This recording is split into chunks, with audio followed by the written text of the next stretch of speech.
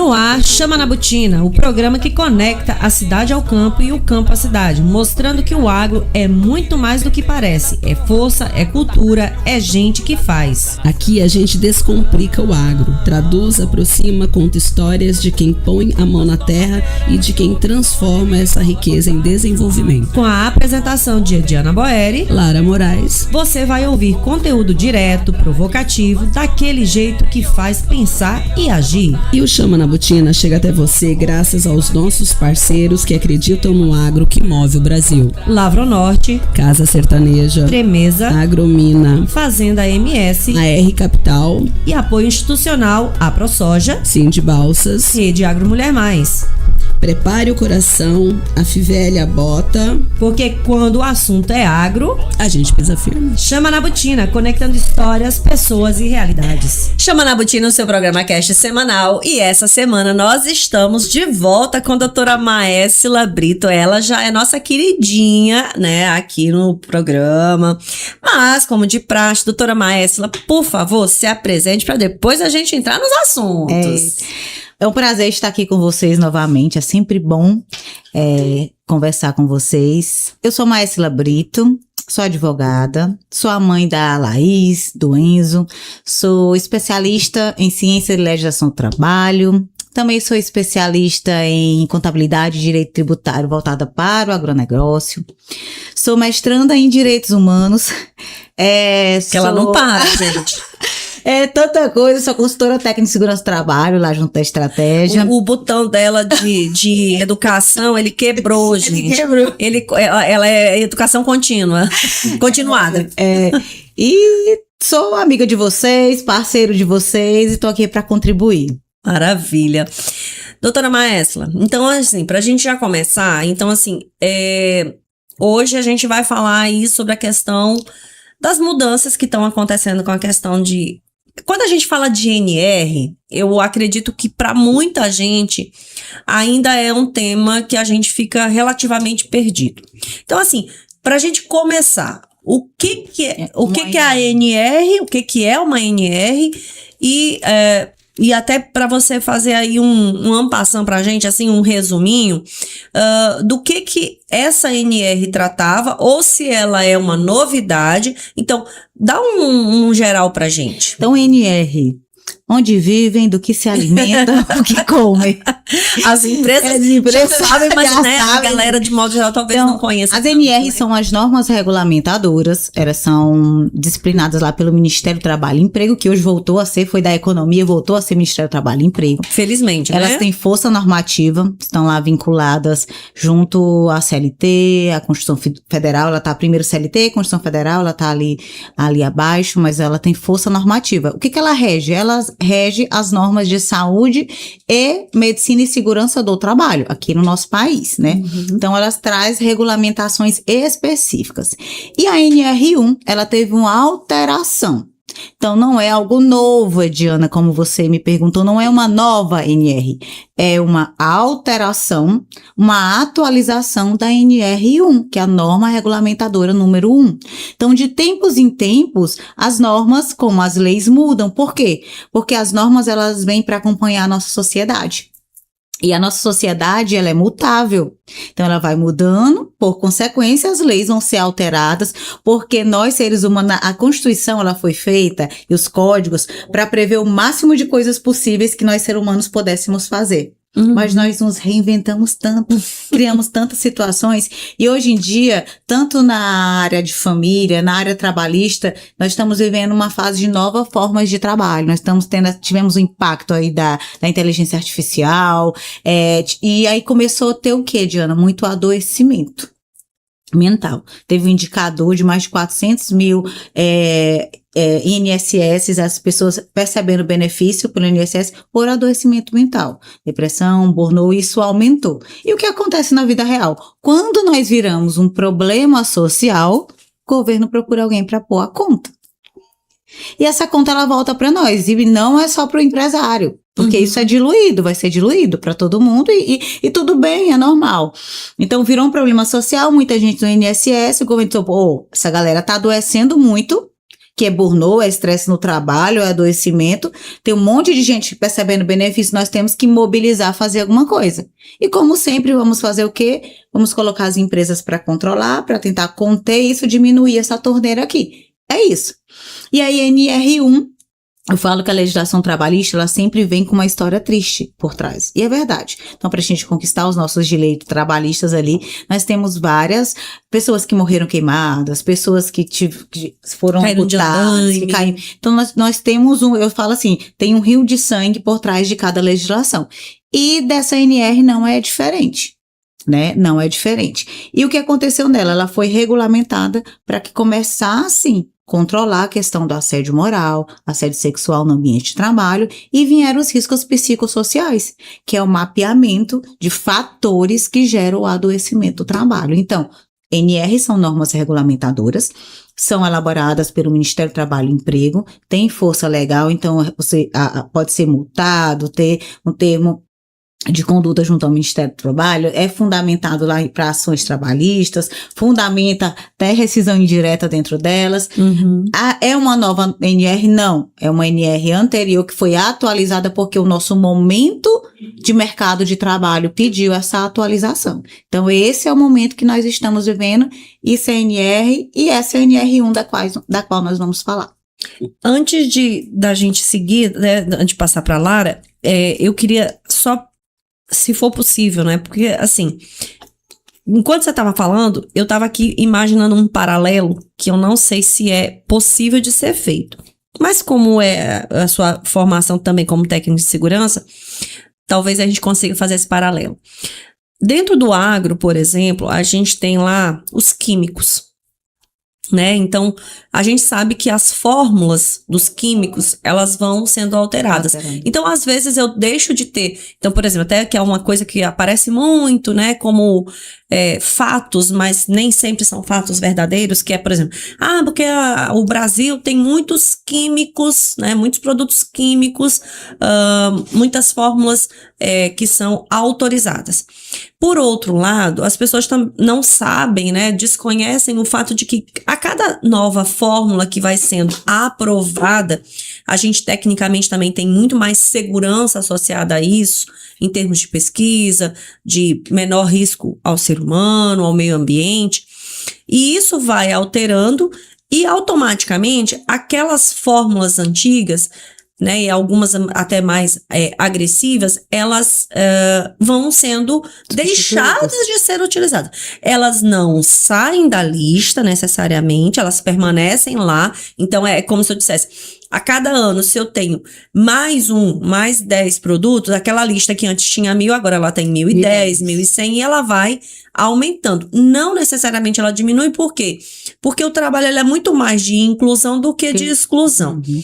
Quando eu falo das doenças, me veio isso, doutora Maesla, no sentido de que me parece, e aí eu não sei se isso procederia, é que, como você falou, a sociedade, os problemas, a relação trabalhista, as nossas relações sociais, elas também foram mudando ao longo do tempo. Sim. Então, a gente eventualmente poderia dizer que nós temos aí também uma listagem de doenças que foram sendo acrescidas. Sim. E que com isso a gente eventualmente tem uma diminuição de tipos de casos, porque, por exemplo, eu lembro que eu ouvia muito falar de acidentes dentro da construção civil. Não é que deixou de acontecer, mas me parece que hoje muitas dessas atividades elas são feitas hoje de modo mais seguro. Uhum. Então é claro que aí assim, se a gente olhar para um número absoluto, provavelmente hoje eu tenho mais acidentes do que eu tinha antes. Só fazendo um parêntese aqui, gente, mas só para falar o seguinte: vamos comparar Balsas, por exemplo, que é uma cidade em franco crescimento. Então, se eu comparar Balsas de 20 anos atrás com hoje, obviamente que o número de acidentes hoje é maior, mas é dentro da proporção, né? Então, assim, eu conseguiria, eu tenho isso dentro também do trabalho, no sentido dos acidentes, ou não? Isso não faz sentido? Tenho sim, eu tenho essa proporção, tanto que o Ministério do Trabalho, o TST, eles fazem, tem o dia, tem um planejamento de combate ao acidente de trabalho.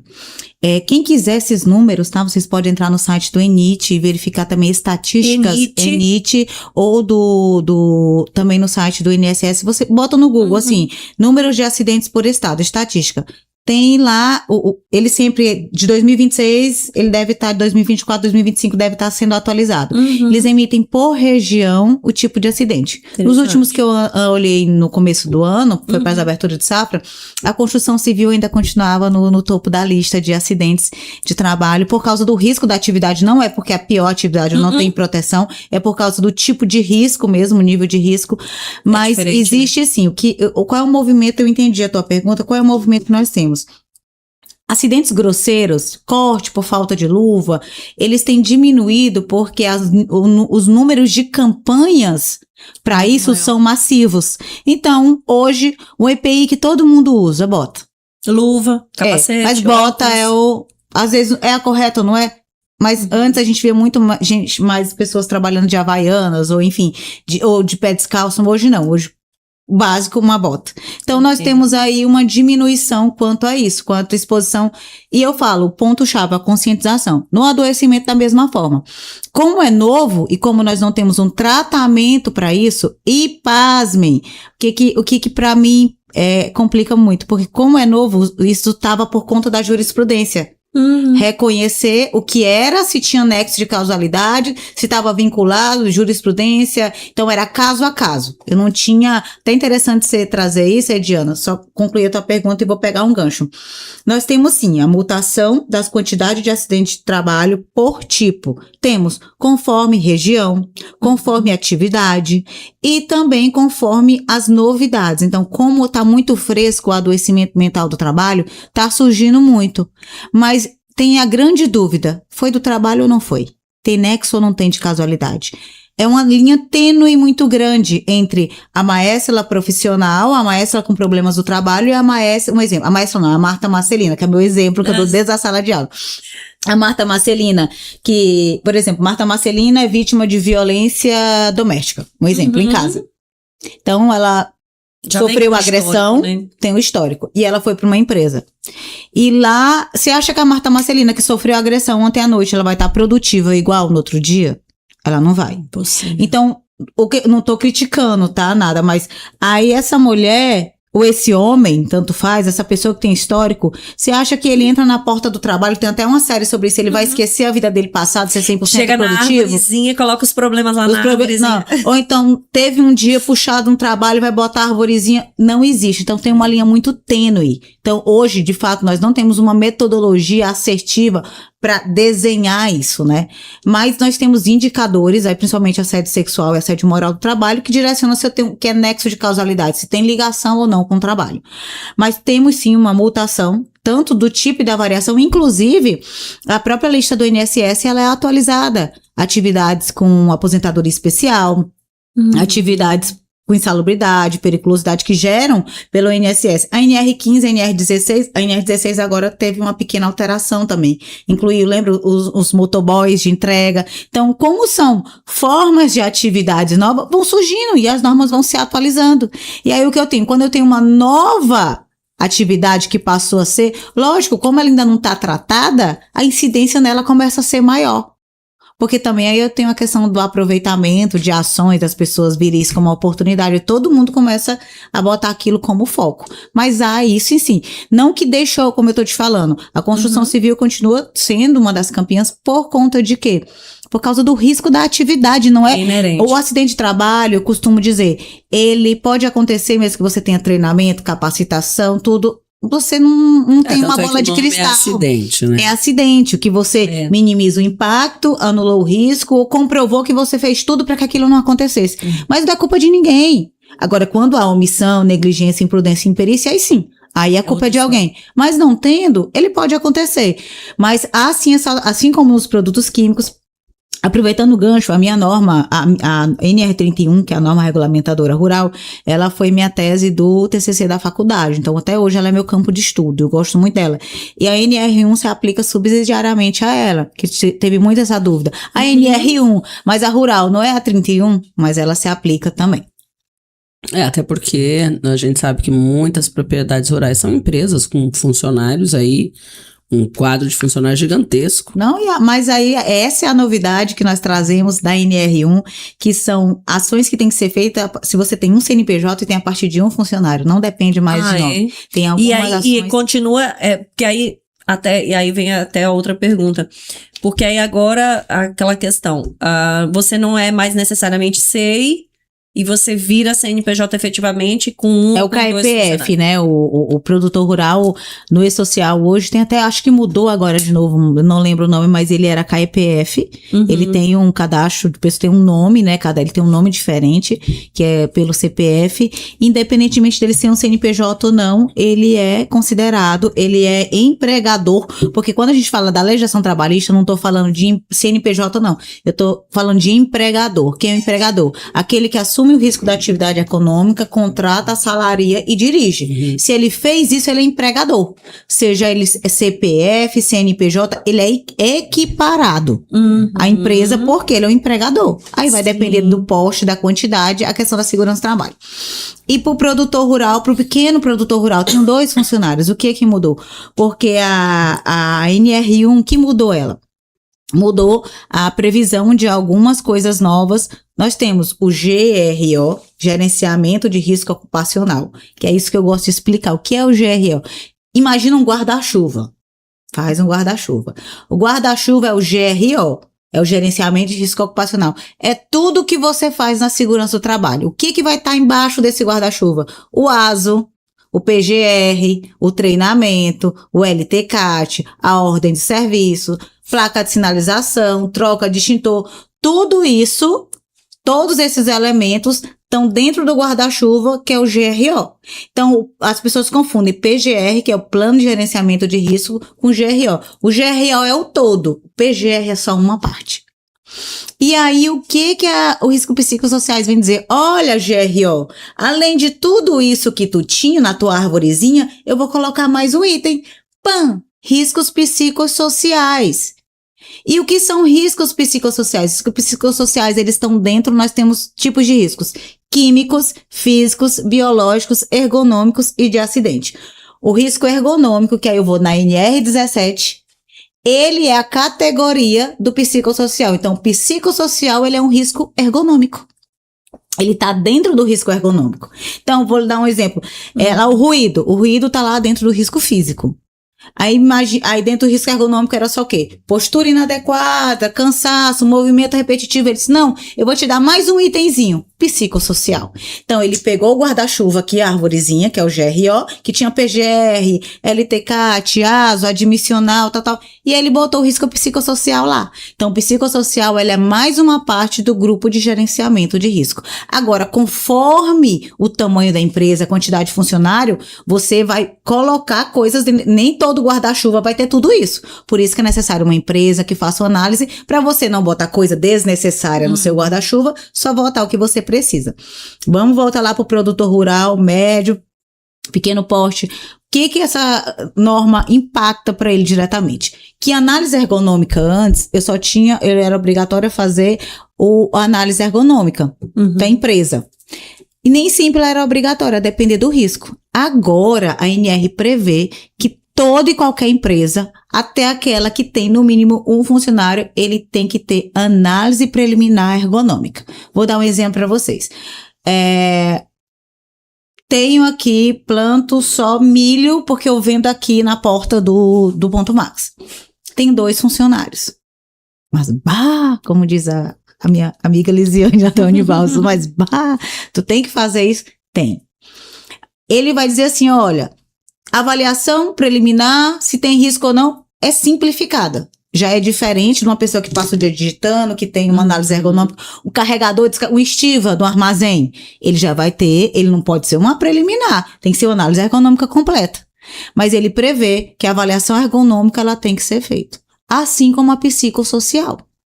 E aí, eu trouxe até para vocês aqui de forma explicativa os fatores relacionados a esse psicossocial, para o produtor rural, você que está em casa, na sua empresa, no seu comércio, poder entender o que vai ser esses riscos psicossociais. O risco psicossociais, ele está relacionado, olha o risco, como essa linha é tênue, as minhas relações interpessoal e como isso, o meu trabalho está impactando nisso. Então, por exemplo, sobrecarga de trabalho excessivos, horas extras. Eu tenho um funcionário que entra 7 horas. E o que são esses riscos psicossociais? Para você que está em casa, produtor rural, do comércio, poder entender. O risco psicossocial são um adoecimento relacionado às relações interpessoais causadas ali pelo trabalho. O que pode causar isso? Sobrecarga de jornada, assédio moral, assédio sexual, se a pessoa se sente apoiada ou não ali dentro do ambiente de trabalho pelo gestor, se ela é pressionada, se ela tem metas excessivas. Então, são critérios que são levantados, esses critérios são estabelecidos e é feita uma avaliação. E onde que está o perigo disso?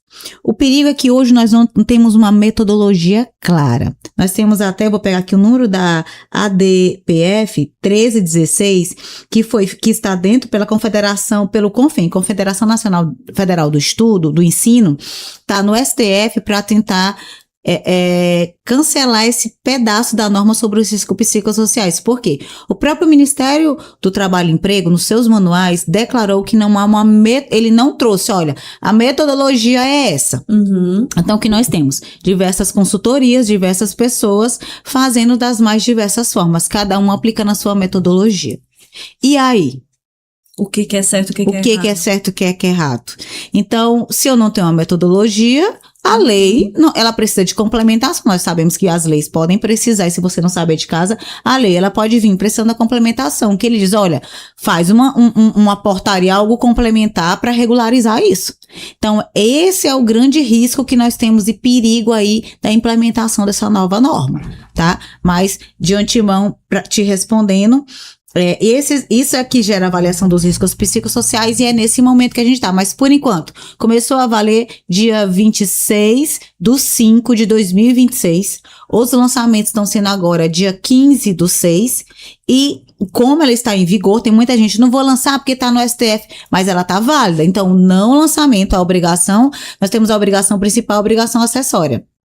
Você realizou o teste psicossocial, você fez a obrigação principal. Qual é a obrigação acessória? Lançar isso para o e-social. Tem que estar comunicado dentro do sistema. Tem um evento de comunicação desse risco. Então, você tem que entrar lá e comunicar no S2240 esse risco que é a tela do e-social. Tem que ser comunicado. Então, a gente tem as atualizações anuais dos demais documentos e agora nessa atualização inclui esse novo documento, seria assim? Isso. Como que nós estamos... exatamente. Prática, assim, como que funciona na prática? Na prática, guarda-chuva, GRO, eu tenho PGR. Como que eu tô fazendo para simplificar? Que eu tenho uma teoria, não vamos inventar a roda. Sim. No PGR não é onde ficam os riscos químico, físico, biológico e ergonômicos? O psicossocial não é um risco ergonômico? Então, o que eu estou fazendo? Fazendo laudo, tenho orientado os meus clientes, a gente faz o laudo e anexa dentro do PGR. Então, ele vai estar junto ali do PGR e bota o plano de ação junto. Porque eu boto um documento só. Maestra, mas a empresa pode fazer um programa especial para o psicossocial.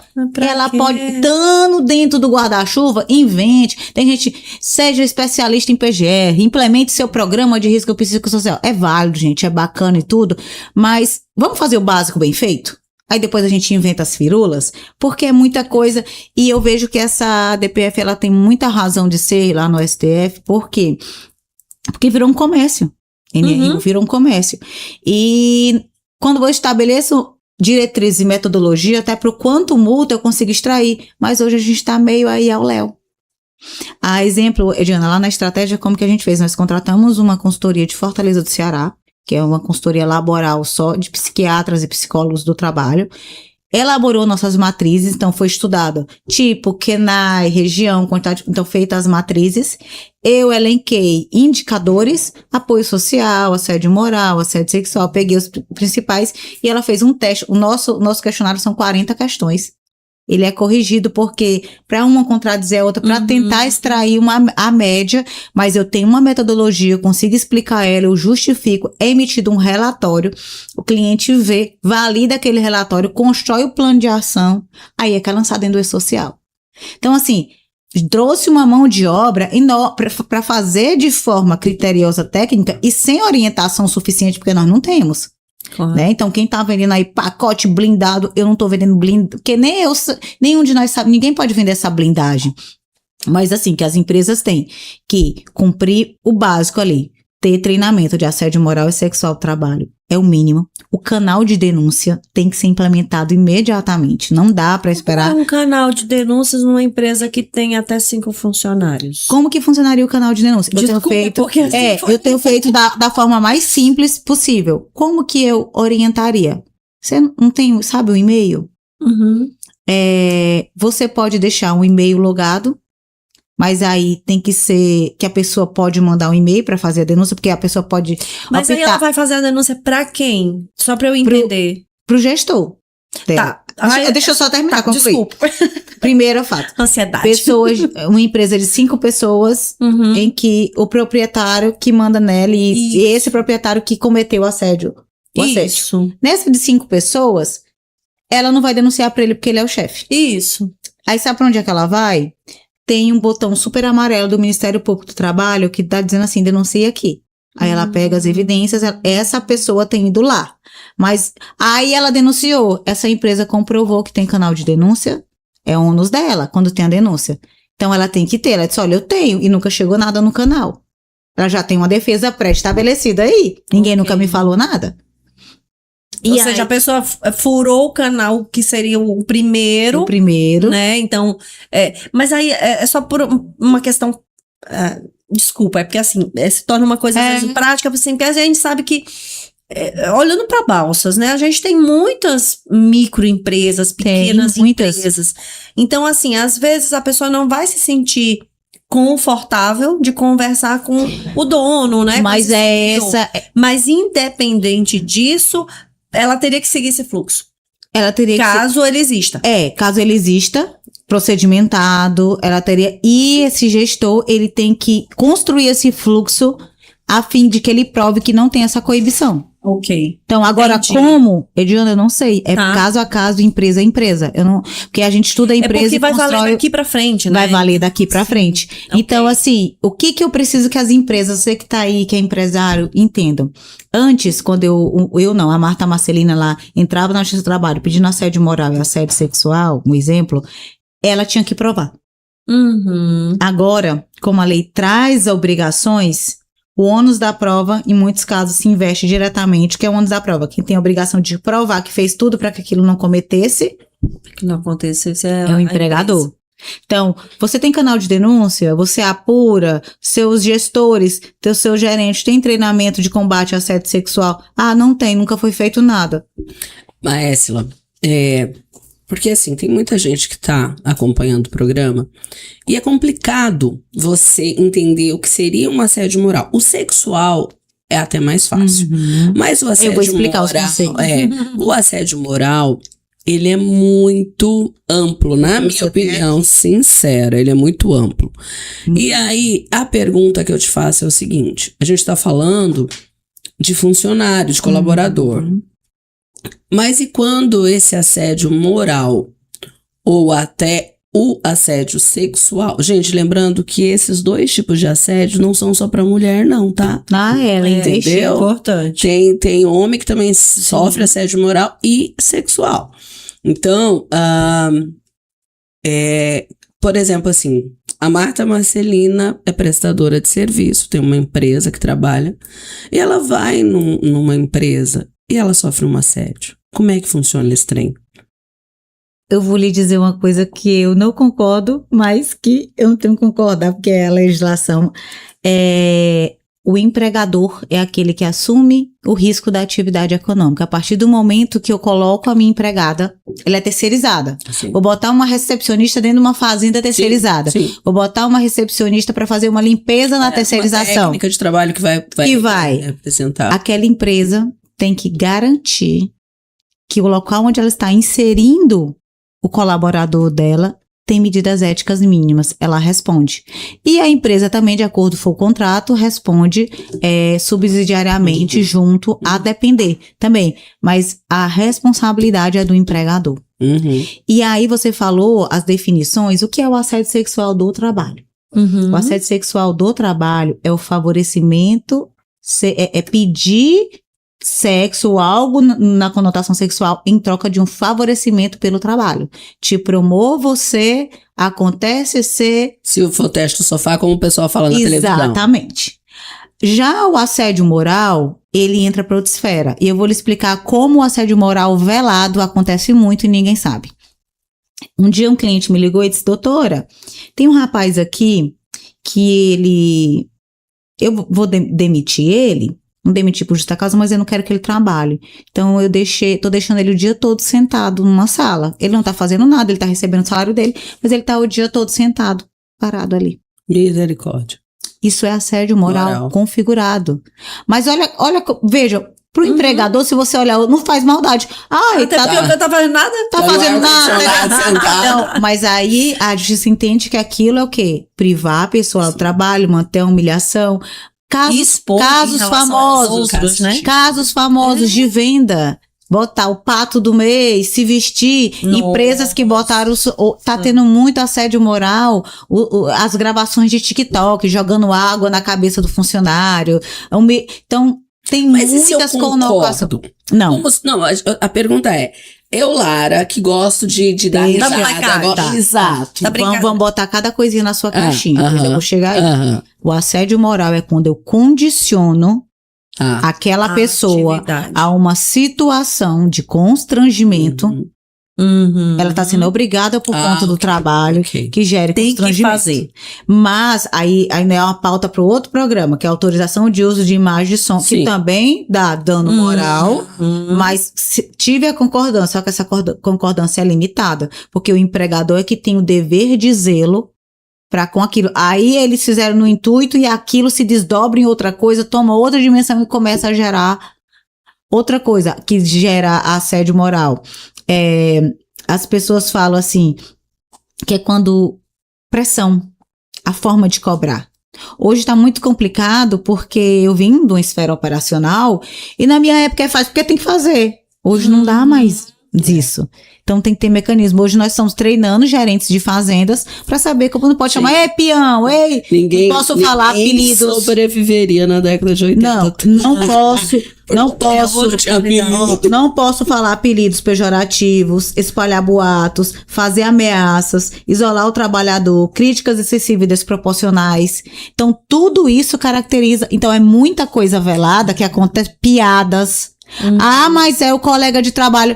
Mas a empresa que permite, a empresa fez. Esses dias eu fui aplicar um manual de conduta numa empresa, numa fazenda, e lá no manual de conduta tem tópicos, proibir as piadas, e os funcionários assinaram. Então, empresa, não se desespere, fazenda, não se desespere, se documentem, se protejam. Então eu falo assim, tá todo mundo ficando, tá, mas se reclamar vai resolver? Não vai. Vamos fazer o que dá? Vamos fazer o que a gente pode fazer? Pode fazer um DDS? Faz um DDS. Sabe? Só que o que aconteceu é que antes a segurança do trabalho, o direito do trabalho, podia ficar só lá na mesa do seu advogado, na mesa do técnico de segurança do trabalho, na mesa do seu consultor. E hoje esse gerente, esse gestor, ele tem que sentar nessa mesa. Ou ele tem que contratar alguém para sentar nela e designar sobre isso. Porque não é papo só de conversinha. Não tem. Nós estamos aí a ponto de alterar a escala, tá tendo muita alteração. E o assédio moral, o assédio sexual, a NR1 prevê procedimentos específicos. Por exemplo, se a empresa tem CIPA, agora é a Comissão Interna de Prevenção de Acidente e Assédio. Se a empresa tem CIP, ela é obrigada a ter lá os treinamentos anuais sobre aquela questão do assédio moral e sexual no trabalho. E eu não aconselho só para quem tem CIPA, não. Para quem não tem também, faça pelo menos um treinamento aí dentro da sua empresa, da sua fazenda por ano. Tenha documentado, assinado. Porque caso eu posso... mas a minha fazenda, eu nunca vou fazer nada. Mas o seu gerente pode. O empregador responde pelos atos dos seus subordinados. Quem vai responder, quem vai pagar esse pato... Não é só o gerente, é a empresa. Diretamente, né? Diretamente. Então, mais uma vez, eu tenho o guarda-chuva do GRO, se você aí tem sua fazenda, sua consultoria, consultoria, o que tá dentro do meu guarda-chuva? Tem alguma coisa da lei que não tá? Coloque documental. E outra coisa, na avaliação psicossocial, não é só lançar, tenham muito cuidado, vou explicar. Um empregado, Marta Marcelina, entrou pedindo da empresa assédio moral. Aí, a empresa já tinha lançado, dentro do E-Social, que o fator deles era alto, grave ou extremamente grave. Ele já tem uma prova contra ele mesmo dentro do E-Social. Então, assim, empresas, perguntem para as consultorias, o que você lançou meu? Qual é meu indicador? Ou então, é uma fazenda de 60 pessoas, chegou uma fiscalização do Ministério do Trabalho e Emprego, a pessoa está explodindo de hora extra, e lá o risco psicossocial está 100%, está todo mundo legal, todo mundo bacana. Bate. Aí ele vai dizer, cadê a metodologia, cadê os testes, como é que foi feito, cadê o histórico? Não tem, não adianta só inventar. Então, sente com a sua consultoria de segurança. Né? Pergunte, qual é a metodologia? Cadê meu relatório? Cada um tem que assumir suas responsabilidades. Porque é sério, gente. E é incrível, vocês nem imaginam, nas avaliações, a quantidade de indicadores de falta de apoio social, assédio sexual tem muito dentro das fazendas, vocês não imaginam, e não tô falando de mulher, tô falando de homens. Palavras, gestos, toques, eles identificam toque. Quando isso é identificado, o psicossocial, se a empresa for inteligente, ela vai usar a favor dela. Um indicador de altamente estresse do trabalho é funcionário improdutivo, ele vai te dar problema, ele vai quebrar a máquina, ele vai ter um acidente de trabalho. Olha a tua avaliação psicossocial e traz ela a teu favor. Chama o RH, chama a tua consultoria, faz ação de prevenção, melhora a forma de execução do trabalho, porque ele tá o que a avaliação psicossocial tá te avisando? Um problema. E aí, quando o problema vem, aí que ele é caro. Só que antes, cada um tinha que comprovar. Agora não. Agora, se a empresa não comprovar que ela fez o mínimo, ela já entra prejudicada. Então, por isso que é importante que as empresas analisem os riscos psicossociais, façam seus planos de ação e eu falo assim, vamos fazer o MV, mínimo viável. Não adianta eu inventar. Firu lá, não sei. Faz o mínimo viável. 2 treinamentos por ano, avaliação, pesquisa de satisfação. Faz o básicozinho bem feito, que resolve. Não adianta querer inventar e tal. Canal de denúncia. Tem uns 5 funcionários, faz uma caixinha lá, canal de denúncia só evidencia que é apurado, como é que é feito, guarda. Tem várias formas. Maestro, eu sou empresa, eu não sou empresa grande, eu não consigo ter um site onde tem lá e que fica gravado e que fica metadados. Gente, tem forma mais simplificada. Eu tô pensando aqui na empresa que tem 2, o marido e a mulher. Quem é que vai denunciar? Mas aí... Não, mas só pra enfiar um pouco a coisa, sabe? É assim... No assédio moral. Vai ter divórcio. Só pra Vai financiar para divórcio. Porque senão as pessoas começam a ficar muito explicando que nós temos o assédio moral horizontal e o vertical, né? Pode ser do gestor e pode ser empregado de mesma eu ia falar isso. Então, tem isso, empregados de mesma hierarquia. Então, assédio sexual.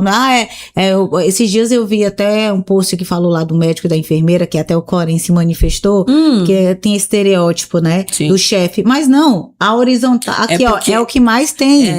Eu acho que foi década de 80. Né? Foi 80, 90 que começou a questão do assédio sexual no trabalho. Sim. Era só aquela questão de superioridade. Só era configurado na época, né? Então ainda tem essas dúvidas. Manda quem pode. Aquelas então, tem até um filme muito legal com a Demi Moore e o Michael Douglas, que chama Assédio Sexual. Sim. Né? Que ela acusa ele, coisa. É bem interessante. Por quê? Porque na época era de superior para subordinado. Não E tinha ela na outro. posição inferior, no exato. sentido. Com medo de perder o hierarquia, trabalho, com medo de perder o emprego, de ser O pior é que esse filme já tem rebaixado. tanto tempo e continua tão atual. Exatamente. Infelizmente, né? Infelizmente, né? Porque as pessoas se previnem também com as denúncias maldosas, né? Que, na verdade, é aquilo que a gente estava conversando no off antes, né?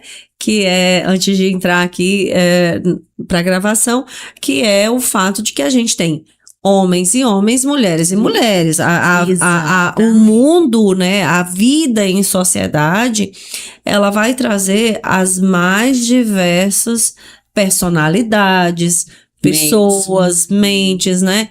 Igual você falou antes. A Marta Marcelina, gente, e aí só pra lembrar, né? Marta Marcelina é o personagem que eu uso na sala de aula, nos meus vídeos no Instagram, quem me acompanha. Homônima, já não tem. Marta Marcelina é a minha bonequinha que eu uso há anos, desde a época de professor. Se a Marta Marcelina, por exemplo, for essa pessoa que, tanto na posição de causar, quanto na posição de sofrer, né? Que ela pode estar nas duas posições, exatamente, inclusive, né? Até porque ela pode ser a pessoa que ela está numa função ali de coordenação, ela pode sofrer o assédio em relação ao chefe, ao proprietário, e ela também pode causar para os demais, né, da equipe. Então, assim, a gente vê que aí você trouxe um ponto que eu acho que é muito importante, que é assim, a gente viver em sociedade hoje dentro dessa questão da tecnologia e tudo mais, a gente tem N problemas que a gente leva junto, a gente sempre levou, na verdade, né? A gente sempre levou junto os problemas. Só que eles não estavam tão latentes, né? Eles não estavam tão presentes, talvez. Era algo que era muito mais desconhecido. Não que hoje seja tão conhecido, mas eu diria que hoje, pelo menos, a gente sabe que existe. A gente talvez não consiga ainda identificar, né? Se aquilo é uma falha de caráter, né? Se a pessoa se comporta daquele jeito, ou tem aquele tipo de atitude para e com tem patologias também, né? Tem patologias que são tratadas, que aí eu vejo que vai ser o próximo passo dessa questão. Por isso que eu falo que requer uma regulamentação. Vou dar um exemplo para vocês. O álcool. Não muito tempo, o colaborador poderia ser demitido por justa causa.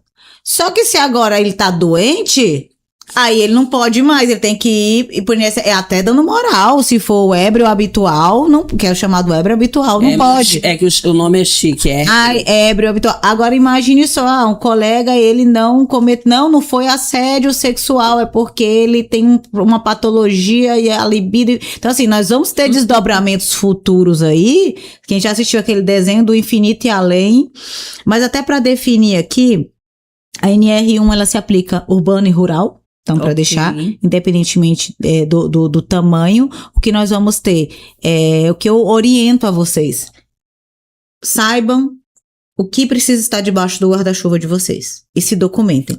Outro ponto que me perguntam muito, Ediana, os riscos psicossociais. E Lara, gera ação trabalhista? Gera multa? E aí, isso dói no bolso? Eu acredito que sim. Tem aquele... se nós é bom com força, dói no bolso com força. Então, assim, ele gera reconhecimento de assédio moral, de assédio sexual, gera o dano moral, o dever de indenizar, pode gerar nexo de casualidade para trazer como adoecimento, inclusive como adoecimento do trabalho, gerando aí estabilidade, indenizações e um reflexo enorme dentro da empresa. Deixa eu só, aproveitando o gancho do ébrio, gente, eu só lembrei da música do cantor. Tornei-me um ébrio, é um clássico. A gente sabe que algumas empresas, né, elas têm bafômetro, saída e entrada. Na hora do contrato de trabalho, tá lá escrito, né, eu vou fazer, claro que não é bafômetro, eu tenho 3.000 funcionários, não tem como fazer bafômetro todo mundo, peguei você, venha. Isso me protege enquanto empresa? Temos um ponto, porque o principal questionamento é assédio moral? Botar o bafômetro? Vistoriar a bolsa? Fazer a revista? Bolsa eu acho absurdo. Agora... Não. Calma. Cada caso é um caso. Calma, é um caso. Ébrio sobre o álcool. Posso implementar bafômetro na minha empresa? Gente, tem uma coisa fantástica. Eu fiz um treinamento que é o poder diretivo do empregador. Se todo empregador soubesse Nossa. a força do seu poder diretivo, nós teríamos uma relação de trabalho muito diferenciada. Mais fácil. Muito mais fácil. Então, pode. Desde que eu tenha justificativa, que eu tenha um procedimento claro. Esse procedimento seja de conhecimento dos colaboradores, tenha uma metodologia da aplicação, não seja seletivo, ou seja, eu escolho, eu quero aplicar só na fulaninho, porque eu não gosto dela. Não pode ser seletivo para não configurar, mas pode, porque dentro de uma fazenda, eu tenho um funcionário que ele vai operar uma colheitadeira, botar a vida dele em custo, e a colheitadeira, além disso, 2 milhões, 3 milhões, eu tenho uma safra inteira, eu tenho alguém que vai operar um drone, vai um avião, Quem tá na construção civil, que agora, Deus te caiu. Agora é o como. Deve ter o quê? Procedimento escrito, correto, validado. De preferência, eu falo sempre valide com o seu jurídico da sua empresa. Procure um valide. Ter uma pessoa treinada pra fazer isso. Pra pessoa chegar, e aí, macho velho, bota a boca aqui. Não pode, porque eu já vi assim fazendo. Aí dá assédio moral. Então tem que ter um procedimento sério, não ter essa seletividade. Do mesmo jeito, a revista. Ela pode ser feita desde que não seja íntima. A revista íntima não pode. Mas tem uma forma correta. Só que isso tem que estar previsto, acordado dentro do contrato de trabalho, termos de autorização, tudo regulamentado. Empregadores, produtores rurais, aprendam a usar o poder diretivo de vocês. É uma palavra mágica. Poder diretivo. Aprendendo e usando correto, gente, tem muita coisa pra gente fazer. Nós sabemos hoje, Mésila, que o advento desses copítios aqui, né? Tem um copinho desse, inclusive, aquele da Ediana ali, eu acho que cabe uma long neck meia. É uns 700 ml. Não é? Quase 3, né? 350. Pelo menos 2. E se for uma garrafa de vinho, de percentual maior? Uma garrafa de vinho, uma garrafa de vodka. Uísque, cachaça. Então, assim, 51. Eu tô falando isso porque vocês sabem que eu sou a louca do podcast. Eu já ouvi, né, falando sobre isso, porque de repente ter esse bafômetro na saída. Mas a empresa tem álcool? Não, mas eu posso levar, né? Não, mas E aí eu tô saindo da empresa de moto pra evitar o acidente. Vocês estão né, em copinho, gente. O negócio tá mais evoluído. Vocês nunca viram Coca-Cola no litro de São João da Barra no litro de Coca-Cola? Não, mas é quente, né? Eu tô querendo uma coisa gelada, né? Mas é que ela existe. Não é é que nem tomar cerveja de copo de a 51 no litro de água mineral. Eu já vi cerveja. Desinfetante no lugar de refrigerante rosa. Mas de quem é o poder diretivo? É do empregado. Eu já vi cerveja em latinha de coca. Só que isso o quê? São políticas que têm que ser escritas, formalizadas. Não é do dia pra chegou, abre aí a bolsa. Não é assim. Deixa eu provar sua coca. Não, deixa eu ver. Abre aqui tua coca. Você institui, você treina. No direito nós temos uma palavra que eu amo. Chama-se proforma. Eu acho que nós temos forma pra tudo. Até pra divertir um colaborador. Sim. A relação de trabalho, gente, se ela for vista, ela é uma troca.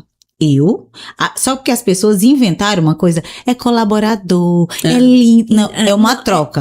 Eu estou vendendo a minha mão de obra de trabalho e você está me pagando. Exato. Você me respeita, eu te respeito. É uma chatice. Ponto. Eu preciso te adular, você ter um amiguinho, coçar a tua cabeça, te dar... Não, mas eu também não posso te xingar. Filho não tem que ser amigo, tem que ser filho. Eu não posso te xingar, eu não posso te tratar mal, eu tenho que te respeitar, eu tenho que pagar teu FGTS, recolher teu INSS. Se fosse, era maravilhoso. Só que é tanto mimimi do lado, com tanto mimimi de outro lado, que tá virando isso. Não, tá virando. Então, assim, essa relação de trabalho... Eu tô vendendo a minha mão de obra. Sim. Empregadores, respeite os empregados. Exato. Empregados, respeite os empregadores. Cada um tem suas obrigações, seus direitos. E todo mundo quer a mesma coisa, se dá bem lucrar. E eu falo pros empregados, se a empresa que tu trabalha não tá lucrando, tchau. Porque tu tem que fazer ela lucrar, porque senão tu não cresce. Não. Aí eu tô trabalhando pro meu chefe enricar. Não, meu amor, é pra tu ter um salário maior. Aquilo depende pra tu crescer. Até podia ser, né, pro chefe enricar, porque a gente também aceita e agradece.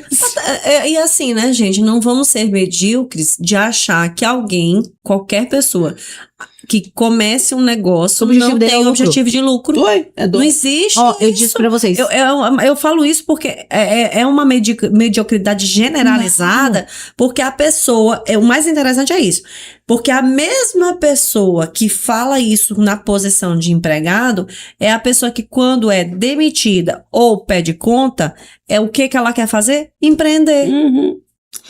Então, o que eu quero, vou dar 3 coisas que as empresas não devem fazer, que nós falamos muito que deve. Não deve fazer. Não só guarde a avaliação psicossocial, faça o lançamento. Não Como assim? Não Repete. ficar só no só no papel. Ok. fazer os lançamentos. Quando você fala de fazer lançamento, o que No é? e-social. Para as pessoas entenderem. Então, eu Faço a avaliação. Eu contratei a doutora Maestra, ela veio aqui. Não, a doutora, mas não, a estratégia, que aí é. advocacia não. É a outra parte. Não, eu digo a empresa, né? Empresa. Então, contratamos aqui a estratégia veio aqui, olha, inclusive a estratégia foi nossa parceira aqui no podcast durante muito tempo, então, inclusive fica aqui nossa gratidão, a gente continua falando o nome dela aqui, porque realmente tem um histórico muito positivo. Então, a estratégia é a empresa que você contrata, ela vai lá, faz o levantamento, faz o documento, né, porque aí vai gerar o documento com base, laudo, né, que é uns laudos. faz o plano de ação. E aí nós vamos para a parte prática, então. Aí é lançar no sistema. social, no S2240, lançou no sistema. Quem faz o lançamento? É a empresa ou vocês? É a estratégia. A empresa também. A estratégia pega o certificado digital e faz. Pega esse comprovante e envia para o cliente. Porque tem uma parte que fica com a empresa, que é a parte da social. Contábil, segurança, tem a parte da medicina. Cada um tem sua partezinha. Okay. E aí, depois disso, não é só comunicar, é a parte prática. Que é o que? Implementar o voltar plano de para ação, dentro de casa. que a estratégia também faz. As palestras, os treinamentos. E entregar aqui. Ok, Ediana Boeira, a documentação da tua empresa para te proteger tá aqui, escaneia e guarda por 20 anos.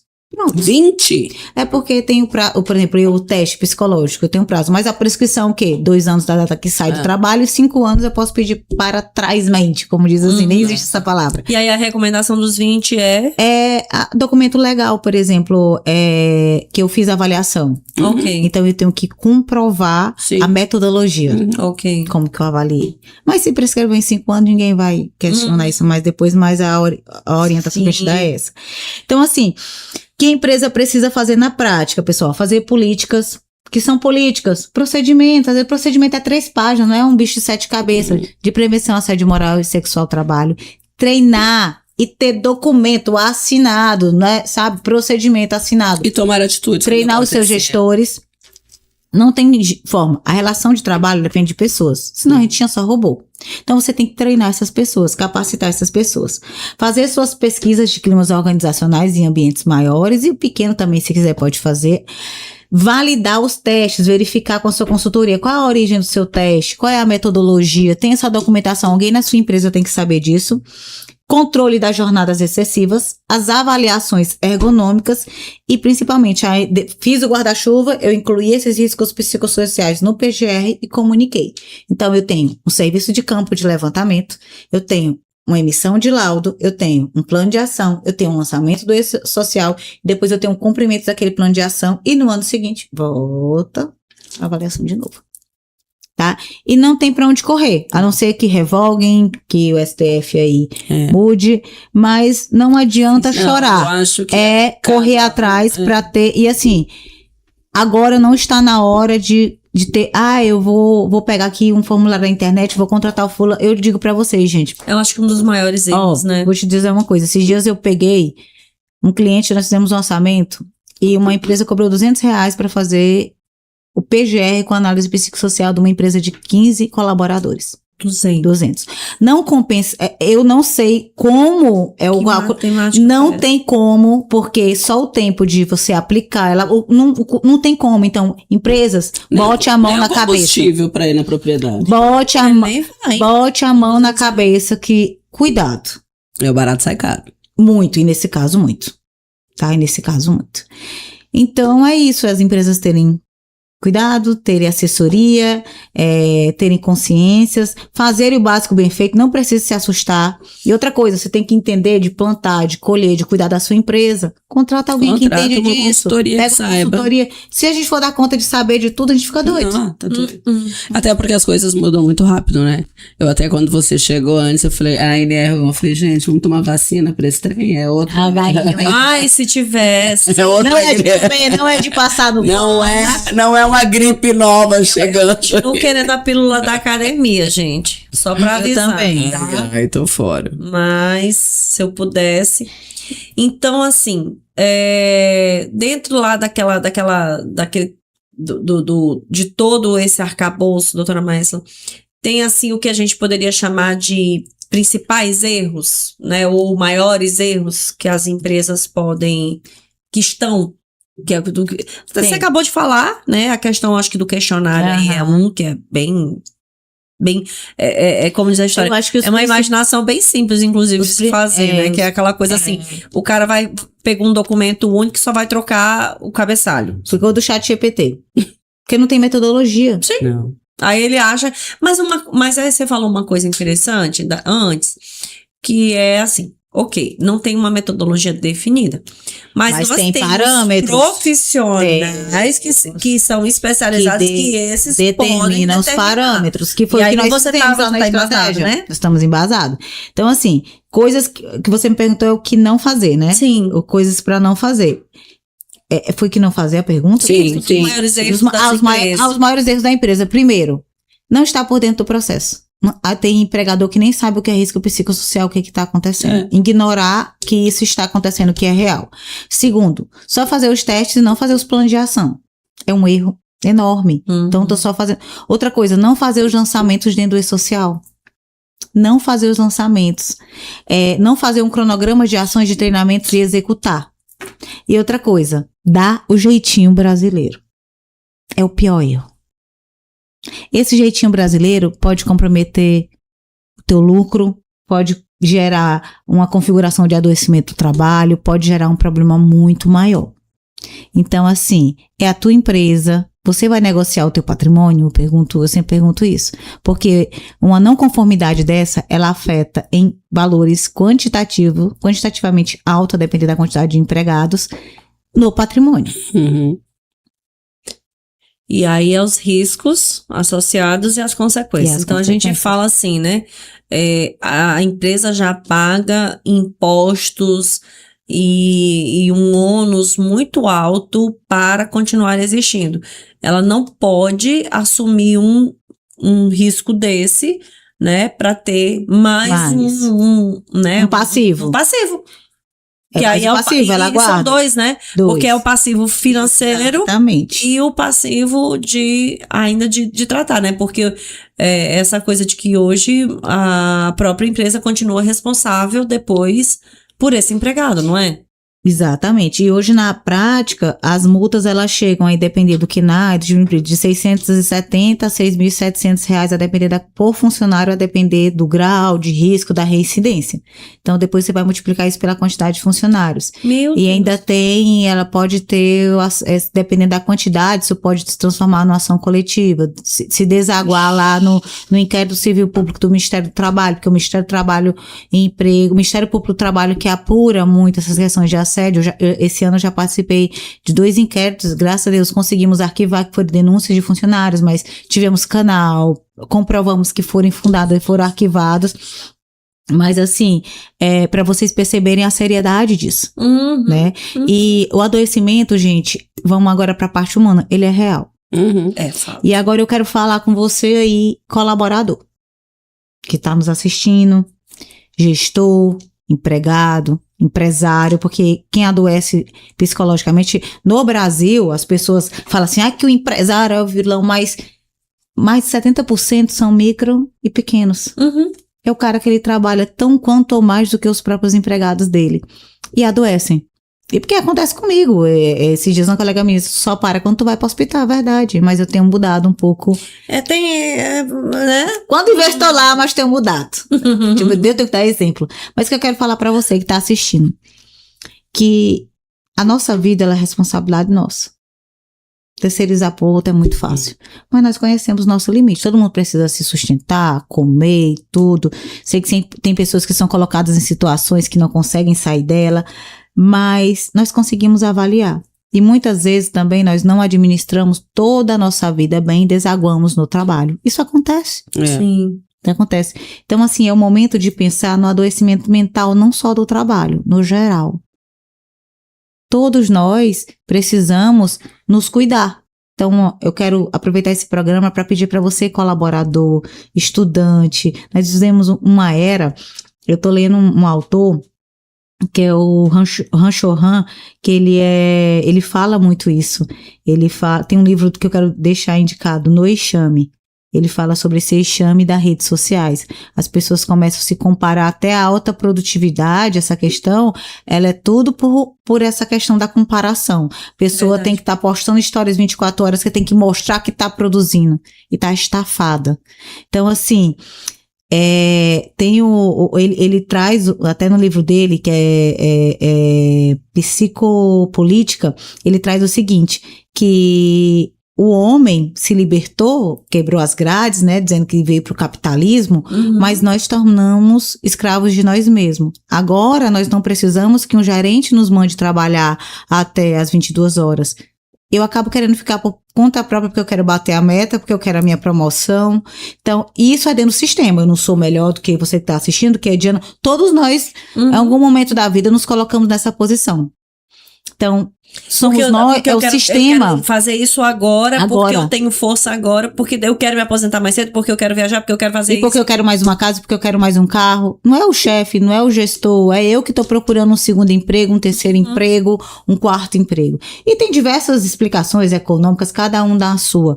E tá válido, mas assim, eu faço essa reflexão. O que nós estamos fazendo? Agora é fácil pegar e jogar a conta toda pro CNPJ. Sabe? Mas essa conta ela dilui e volta para nós. Ela volta para o comércio, ela volta no imposto, ela volta. Quem vende e compra é um ciclo, gente. É um ciclo. Você falou isso, lembrou inclusive aquele ditado, né? Você trabalha para ganhar dinheiro e depois você gasta dinheiro para recuperar a saúde. Então, né? assim, eu não sou o maior exemplo disso, porque eu amo trabalhar, eu venho de uma era, eu sou bem workaholic, como é que chama? Workaholic mesmo, e não tô dizendo que isso é bonito, que é maravilhoso, inclusive é brega, né, porque a moda agora é não fazer nada, a moda agora trabalhar quando quer, agora mudou, né, o luxo é essa desconexão, tal. Eu amo, vou tirar um ano, eu não posso fazer isso ainda, mas se eu pudesse talvez não faria, porque eu gosto, não aconselho, não digo eu amo trabalhar, mas estou me tratando, mas o que eu quero falar com você... talvez, só para você fechar esse gancho aí também, que é assim, quando a gente fala de ano sabático, ou até essa questão do trabalho, quando eu posso, coisa e tal, a gente sabe que tem várias atividades que hoje admitem isso.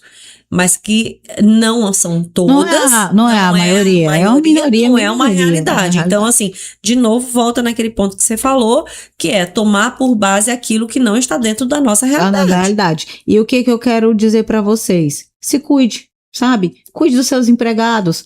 Faça o MV, eu tenho essa teoria. O que é o MV? É o mínimo viável. Não posso contratar um coach. Imprima, bote um texto, deixe um ambiente melhor. Cuide da sua equipe. Converse com ela. Vamos conversar fazendo o básico internamente, a gente mesmo. Eu não preciso ter o expert, começa o básico bem feito, gente, é maravilhoso. Pra que é melhor do que um arrozinho, feijãozinho com ovo temperadinho.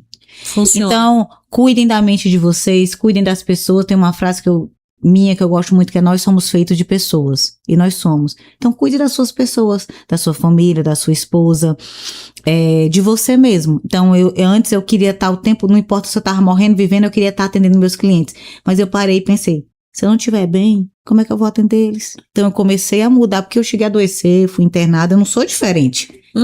Eu gosto muito de falar da verdade. Eu não posso fazer o teste psicossocial da minha empresa, não. Eu não posso. Os funcionários, mas eu não posso, porque ele vai ser reprovado. Eu não posso. Isso é bonito? Não é. Mas eu tenho mudado. No final das contas, você faz parte da estatística. Faço parte da estatística, só que eu falo pra você.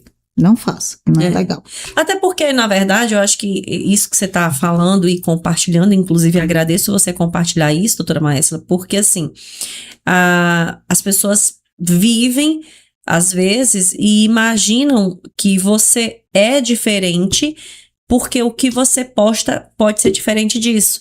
Então, no teu dia a dia, o fato de você postar, o fato de você estar o tempo todo comunicando o trabalho, né, de ser uma pessoa que você está sempre muito disponível no sentido de estar ali falando sobre, explicando para as pessoas, você compartilha muito conhecimento nas redes sociais. Então, às vezes a pessoa te segue, ela acha que o que tá ali é a vida perfeita, que você tem uma vida perfeita, né? Só que você tem 2 filhos, tenho né? 2 filhos, tenho um marido, realidade, tenho o 2 dia a dia. empresas, tenho problemas. Olha, esses dias falando com o cliente, doutora, eu digo, acontece a mesma coisa dentro da minha empresa, eu sou a consultora, ninguém tá imune. Ninguém tá imune. E não, gostaria de deixar claro, não tem uma vida perfeita. Passo problemas, é esforço, é dedicação, é disciplina, é ir no dia que tá cansado, é fazer o que tem que ser feito, Adoro é essa levantar frase. e não tem, a minha não tem mimimi. Então é enfrentar. Você tem que enfrentar. Você teve um objetivo, você vai enfrentar. Todo mundo é obrigado a fazer isso? Não, gente. Se você não quer ter carreira, se você quer dormir, se você quer ficar na sua casa, passar o dia assistindo série, é a escolha de cada um. Então, sabe o que acontece? A pessoa tá lá. Um dia, eu tive uma colega que disse assim, Maesla, eu te bloqueei nas redes sociais, porque eu ficava frustrada de ver você. Eu até diminuí. Hoje, pode ver, eu posto 2, uma história de informativo, porque antes eu gostava muito de postar minha rotina e nem postava tudo. Ela disse, eu ficava cansada de te ver. Aí aquilo foi uma avaliação. Eu não sei como é que você dá conta, eu já te falei isso, né? Eu fiz uma avaliação, acho que tem um grau de hiperatividade ali, pequenininho, ele existe. Mas assim, cara, vamos parar de se comparar. Eu sofria muito com a comparação. Hoje eu sofro um pouco na estética, não vou mentir, eu ainda olho muita coisa, mas no profissional... Porque você é muito exigente, né? No profissional eu vivo o meu momento, então eu curto. E depois da Laís, teve uma quebra pra mim de paradigma, depois da minha filha, eu tô tratando mais o meu emocional, porque eu não quero esse exemplo, eu não quero que ela seja a Mulher Maravilha. Entendeu? Então assim, isso me mexeu muito comigo. A Laís, hoje eu paro. Então, assim, antes eu vou falar uma coisa, vou dar um depoimento real sobre adoecimento mental. Eu tive que fazer um desmame do meu computador. Na minha cabeça era inaceitável eu parar pra assistir uma série porque eu tinha que estar trabalhando e me sentia culpada. Hoje não.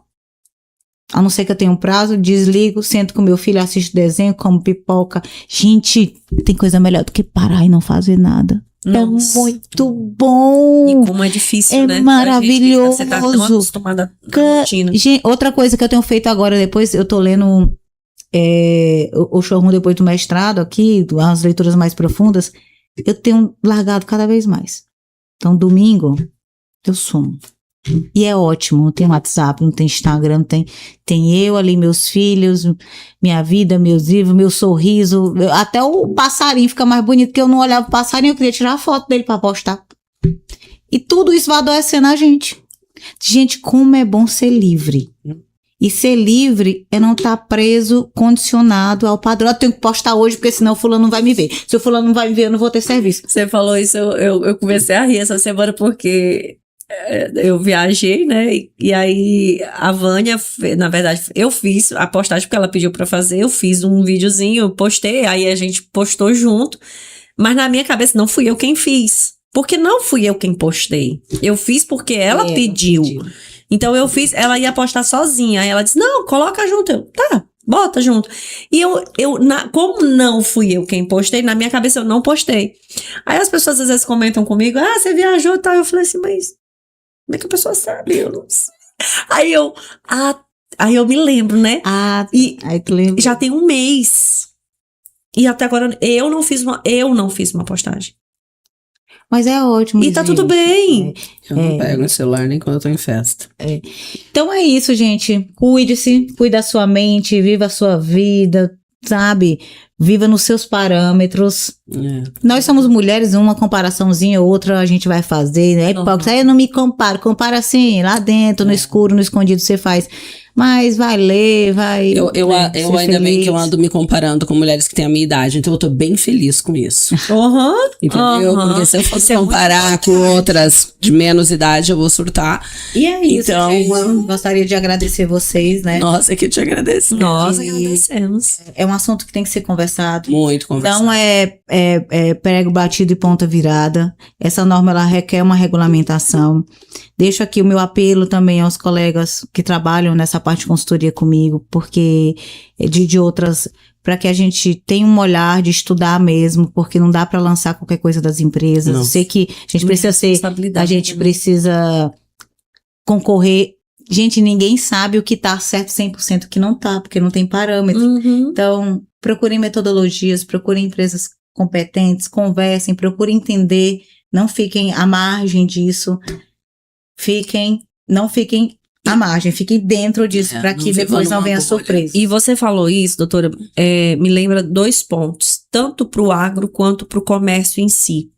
É que a gente sabe que muitos dessas pessoas, a grande maioria dessas pessoas que estão à frente desses negócios, elas não estudaram para estar naquela posição. Elas não se prepararam do ponto de vista educacional mesmo. Então, assim, ela não tem um curso de administração, ela não é pedagoga, ela não é psicóloga, ela não é nada disso. O homem, a mulher que está lá na agricultura, ele era simplesmente um agricultor, tão quanto os seus funcionários. Ele foi crescendo e ele não se preparou para isso. Ele continua fazendo do jeito que ele sempre fez. A gente está tendo uma migração, uma mudança, uma inclusão de gente nova que está vindo aí depois de ter feito um curso de administração ou de agronomia, onde eles estão tendo outras disciplinas que não são técnicas especificamente, não é só isso, né? Eles estão tendo hoje dentro da engenharia agronômica, disciplinas que são de relacionamento. Então, assim, a gente vai ter isso no futuro, mas não é uma realidade atual. E dentro do empreendedorismo de modo geral, a gente sabe que a gente tem, a maioria dos empreendedores são profissionais de outras profissões. Inicialmente a pessoa era uma outra atividade, mas ela resolveu empreender.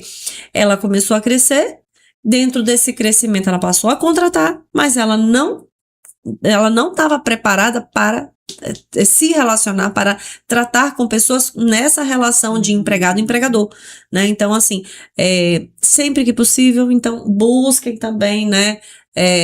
Conhecimento, treinamentos, cursos, capacitação, não só para a equipe, para você, para que você tenha, né? Você melhore também essa relação. Não viver à margem, vir para dentro mesmo. É verdade. É isso? É isso. Então, doutora Maérsula, mais uma vez, muitíssimo obrigada por esse bate-papo. Foi sensacional. Eu amei. Nossa, muito bom. E é isso, gente. Olha, acompanha a gente. @Rede Agro Mulher Mais, você acompanha não só esse episódio, mas os outros episódios também. Nós estamos na Rádio Boa Notícia todos os sábados de 8 às 10 e hoje eu quero mandar um Chama na Botina muito especial para os nossos ouvintes que estão com a gente nesse tempo todo, porque assim, fica difícil para a gente colocar nomes, né, Lara? Mas assim, é muito, muito bom. A gente fica muito feliz com os feedbacks de vocês, né? Então assim, às vezes você fala, a gente encontra com a pessoa fala assim, eu escutei aquele programa, ou eu escuto todo sábado, então assim, eu tô indo pro sítio, eu tô indo pra chácara, e a gente recebe os videozinhos que a pessoa tá escutando na rádio, então assim, a gente fica muito feliz, né? Então assim, deem esses feedbacks, podem sugerir, né, pessoas para entrevistas, pautas para entrevista, que a gente adora receber, né, esse feedback de vocês. E você sabe também que pode acompanhar pelo YouTube ou pelo Spotify, né, baixa lá o episódio e acompanha. Então segue a gente, @Rede Agro Mulher Mais, Chama na Botina, todos os sábados, um novo programa. Tchau, tchau. Tchau, tchau.